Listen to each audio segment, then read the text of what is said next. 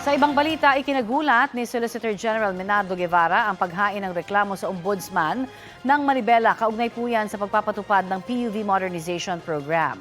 Sabi ni Guevara, ginawa lang ng Office of the Solicitor General na legal counsel ng gobyerno ang mandato nito.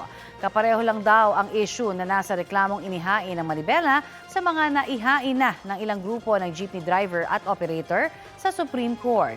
Siniguro naman ni Transportation Secretary Jaime Bautista na nanaayon sa konstitusyon ang pagpapatupad ng modernization program.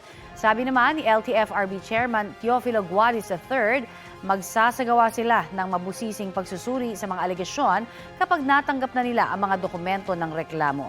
Sasagutin din daw nila ang reklamo sa wastong oras at lugar. Kabilang sina Guadis, Bautista at Guevara sa mga opisyal na pinasisibak sa pwesto ng Manibela batay sa kanilang inihaing reklamo.